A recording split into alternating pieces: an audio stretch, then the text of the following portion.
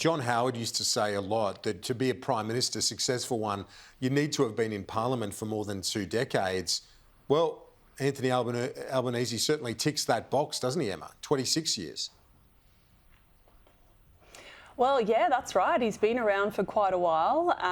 And with that, he's got a lot of colleagues who have been around. There's lots of talent in the Labor Party.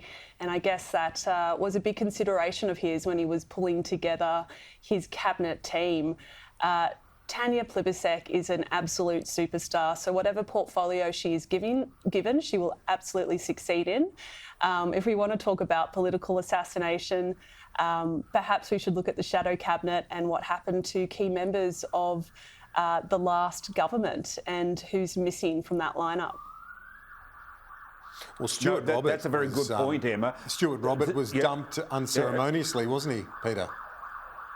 Yeah, and Hawke too. No, but Emma, my point would be that Peter Dutton's off to a very good start also, because Stuart Robert and Hawke were ScoMo's closest advisors, and I could never understand why.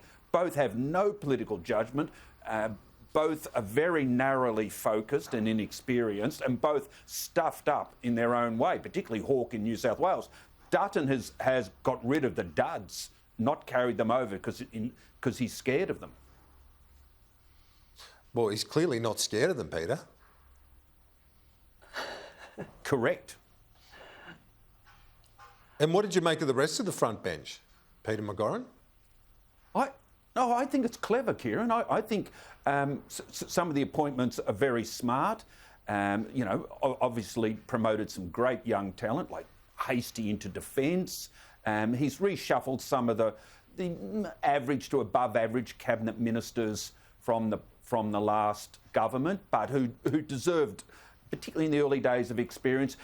I spent 13 years in opposition, not that I want to talk about myself all show, Kieran, and you've got to have that blend of experience and new people coming through. So even if you think some of the leftover ministers have a fair bit of baggage and won't win your votes in opposition, you do need them just for the initial stages at least. The first reshuffle in perhaps 18 months' time will be the real clue as to who Dutton thinks deserves to be there and not. I thought the National Party was pretty clever, including the two former Deputy Prime Ministers. Barnaby into Veterans Affairs is especially inspired because that is a very important constituency, and he'll rollick around in it and he'll fight like a Kilkenny cat for them.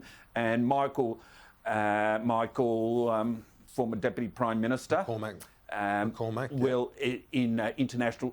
Thank you, Michael McCormack. Forgive me.